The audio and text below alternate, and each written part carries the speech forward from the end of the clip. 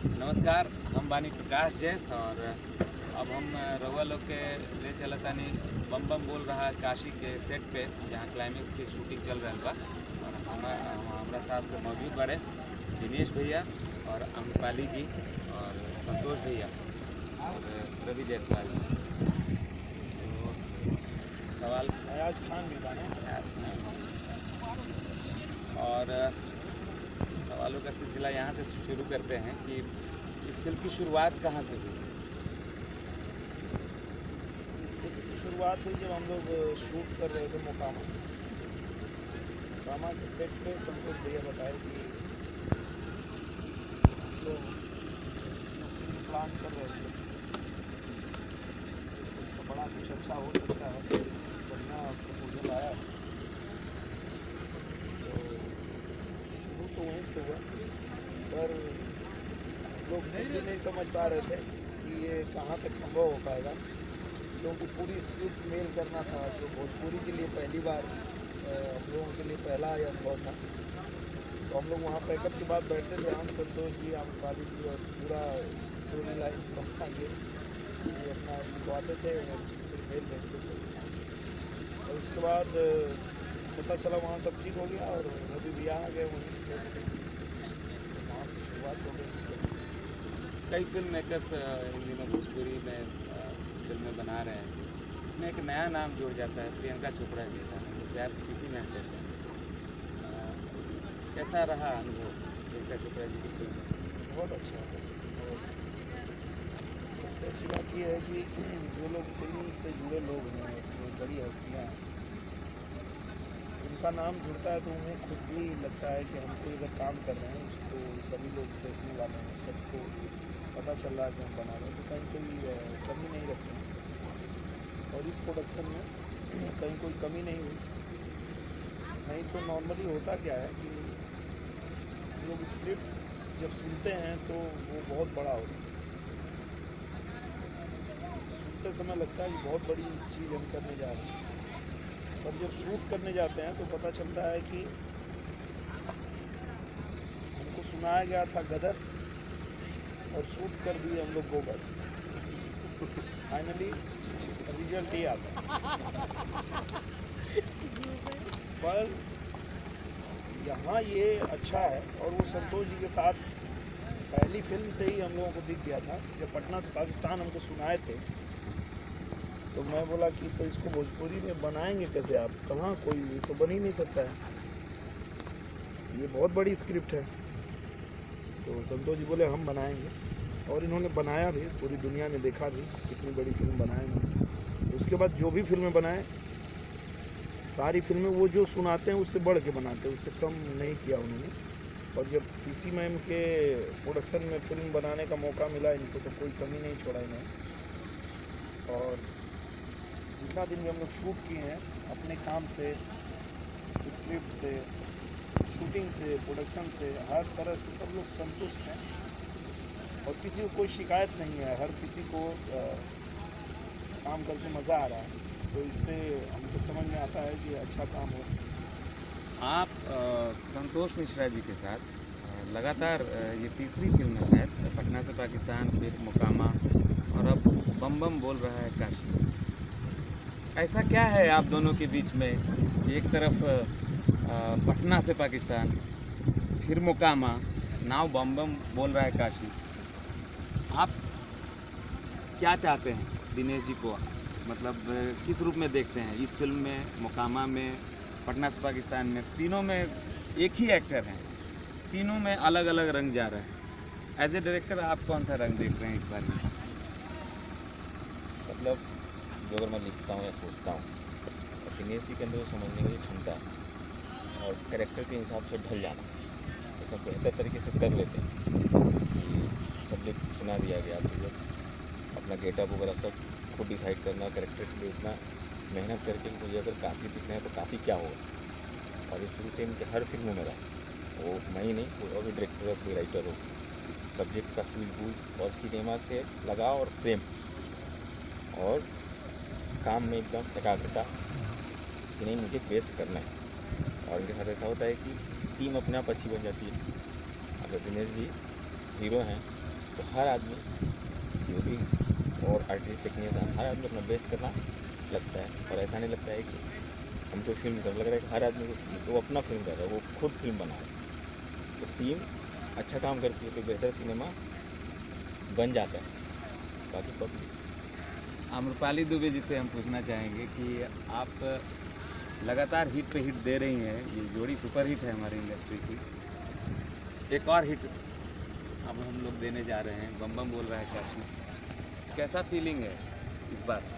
Love story, ये I think ये this is a love story. हम लोग के लिए चैलेंज भी है, वो आप जोड़ देंगे लव स्टोरी। फिल्में तो बहुत सारी की और लकीली सब हिट भी हो गई, थैंक यू। पर ये फिल्म मेरे लिए बहुत क्लोज इसलिए है क्योंकि इसकी एक्चुअल शुरुआत हुई थी जब हम जा रहे थे पावागढ़ माँ के मंदिर, पटना से पाकिस्तान नीचे शूटिंग भी है। की शूटिंग ख़त्म हुई थी। हम पावागढ़ माँ के मंदिर जा रहे थे और उस समय संतोष जी के दिमाग में सब्जेक्ट आया था, तो वहाँ से लिखना शुरू हुआ। अब हम फिल्म का क्लाइमैक्स शूट कर रहे हैं पावागढ़ माँ के मंदिर के नीचे ही। तो ये फिल्म से मुझे बहुत एक स्पिरिचुअल कह लो या डिवाइन अटैचमेंट कह लो, मुझे बहुत पॉजिटिव फीलिंग आता है ये फिल्म के लिए। हर फिल्म के लिए आता है, पर इसके लिए कुछ ज़्यादा स्पेशल फील होता है। रवि भैया से पूछना चाहते हैं कि रवि भैया आप अपने टीम से कितना खुश हैं? देखिए, मैं तो शब्दों में बयान नहीं कर सकता कि मैं कितना खुश हूँ। और जब डॉक्टर मधु चोपड़ा ने मुझे ख्वाहिश जाहिर की कि वो एक भोजपुरी फिल्म बनाना चाहती है, तो मेरे पास कई नाम हैं जिनका नाम अभी मैं नहीं लेना चाहूँगा, लेकिन भोजपुरी मेरी शुरू होती है संतोष मिश्रा से और ख़त्म भी होती है संतोष मिश्रा से। तो मुझे उसमें दो राय सोचना ही नहीं था।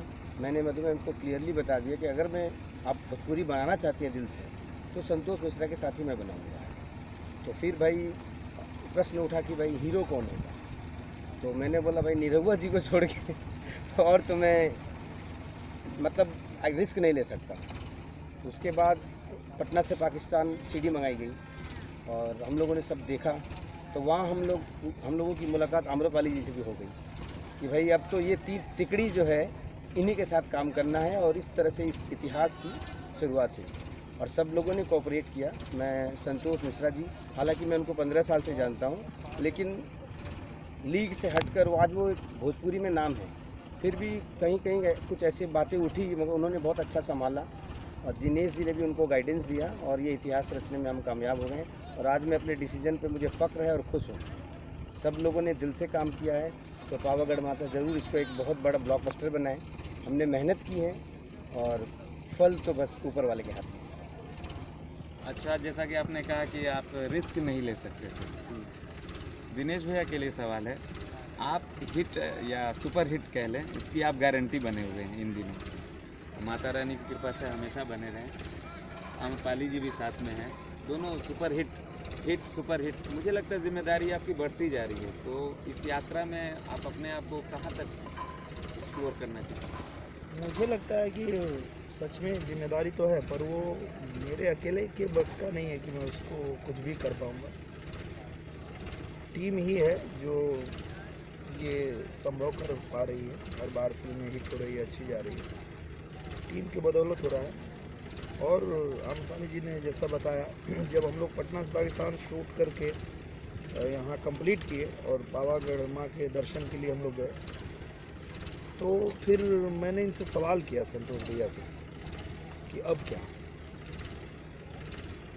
क्योंकि आप जो फिल्म बना दिए और जिस तरह हम लोग शूट करके और आज फील कर रहे हैं कि ये फिल्म जो बनी है, तो अभी तक का आपने सबसे जो बड़ा प्रयास सबसे बड़ा प्रयास कर दिया आपने, बहुत बड़ी चीज़ बना दी आपने।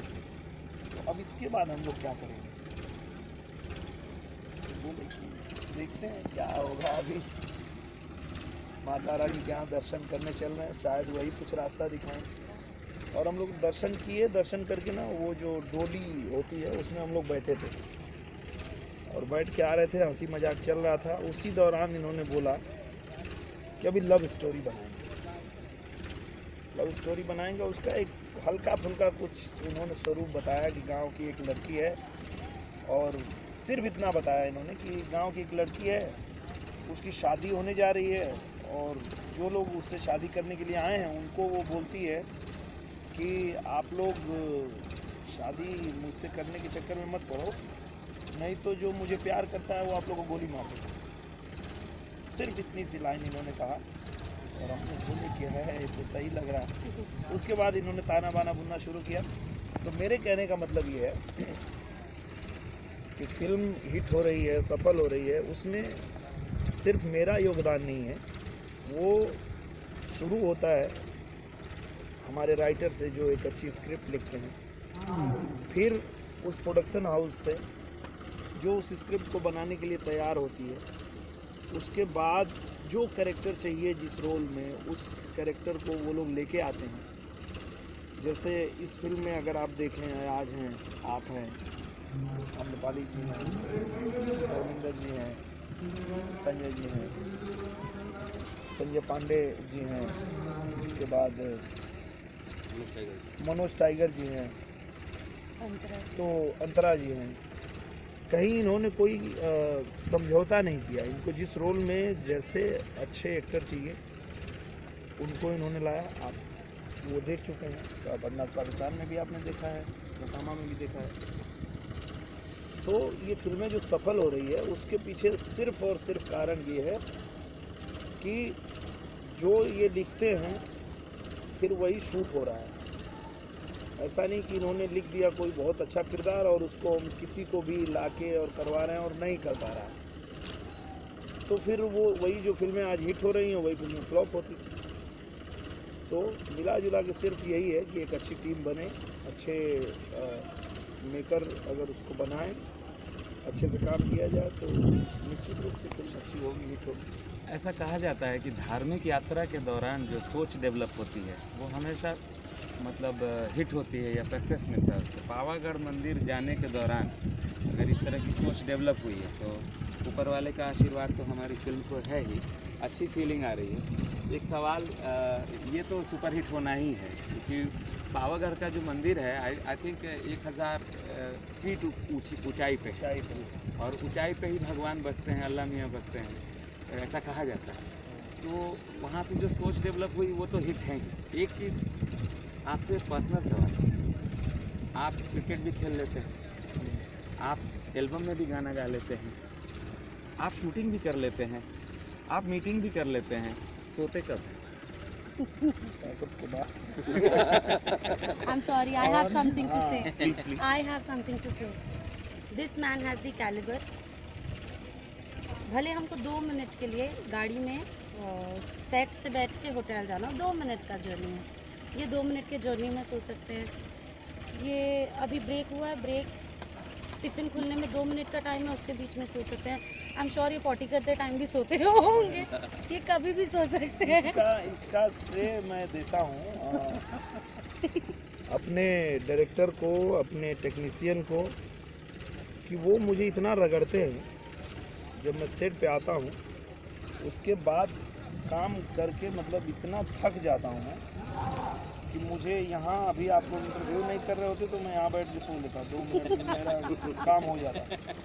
क्योंकि वो 2 मिनट की जो नींद होती है वो फिर मुझे अगले 4 घंटे के लिए चार्ज कर देती है और फिर से मैं उतना ही एनर्जेटिक हो जाता हूँ अपने काम करने के लिए। तो मुझे लगता है, और जर्नी में भी जैसा कि आम्रपाली जी ने बताया, तो जर्नी में भी हमें समय मिलता है ना, उसको भी मुझे लगता है, अच्छा ये सब लोग इस बात से वाकिफ़ होंगे कि आपके शरीर को फिर से काम करने के लिए एनर्जी तभी आती है जब आपकी नींद पूरी हो जाती है।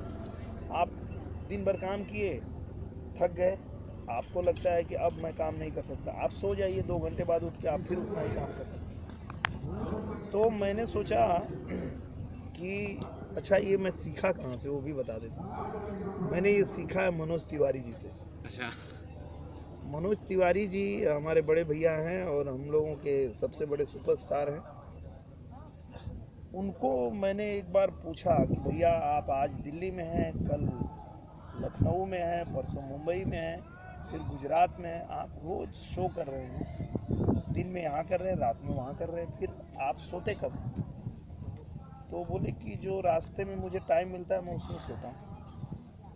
बोले कि अगर मुझे मुंबई से बनारस जाना है तो मैं रेडी होके बैठ जाऊंगा, फ़्लाइट में सो लूँगा, वहाँ काम करके फिर फ्लाइट में सोते हुए फिर दूसरी जगह जाके काम करूँगा। तो मुझे लगा कि आइडिया तो सही है, क्योंकि अगर काम हमें करना है और ये जो समय बीच का हमको मिल रहा है उसमें हम सो सकते हैं।